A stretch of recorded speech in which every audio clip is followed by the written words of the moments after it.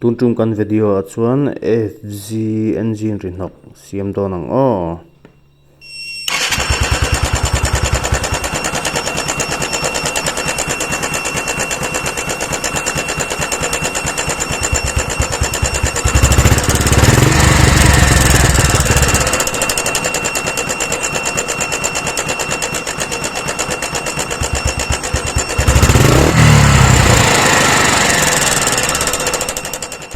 masabera chuan engine oil om thatle kha kan cheka engine oil chu om thal tuka ti chuan engine head cover hi kan honga chunglam panga hian engine oil a in pass chhoem ti kha kan en masaber dawn ani oil in pump thatle check nga lawang halai kan fai to shuhul vek angamo level tang ron te rom perlet tep to re ne rom per sok to ni ta mi zone login level a hilmo tin chinang a lai zone ka thi kan lo on don me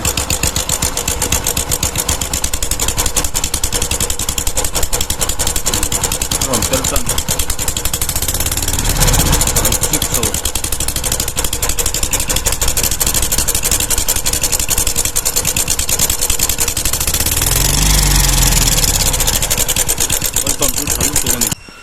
chuan thalo pakhat awm a tensioner kan cheka he tensioner hi a cheve kan ne inna to hi te rong ko chuak tur hi ne a heta tanga herle do chuan te tum juk thei tur hi ni lo chuan bian ho chinang so tum zak ta ni hi timing chain hi thak ngai coloring lo wa engine ang khoi mun ta ang khoi ke na hil rai vak lo wa tensioner thain kan hol photanga ta chuan timing chain dul lo ka hria don chawa chan chu hi a thalo sa box ya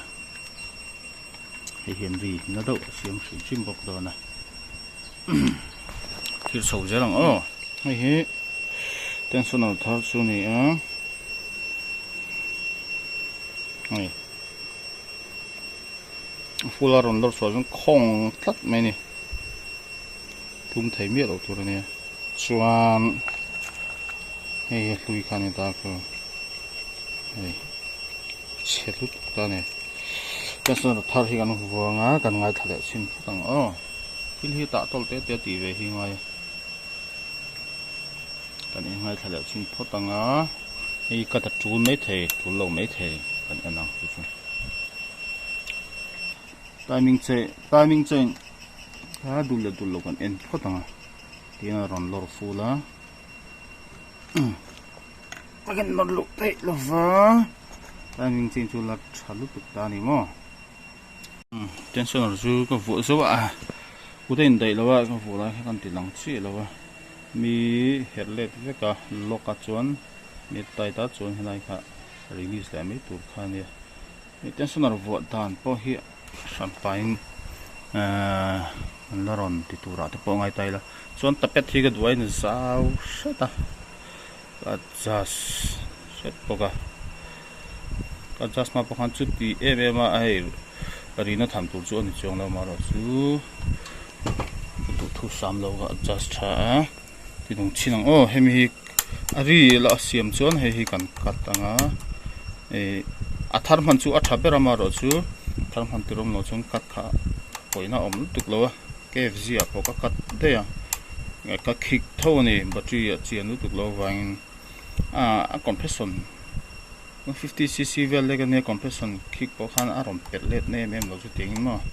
me decompressor CM2 khanita compression sound tuk tur veng tu khanita chu kan sei ni se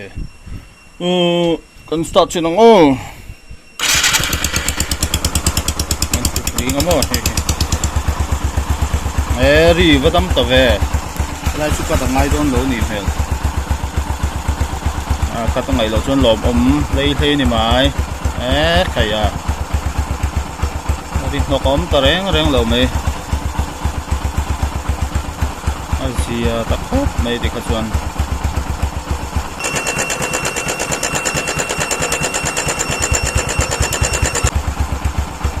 đi nó có ta reng lầu mày gì ta khóc mày thì cái chuyện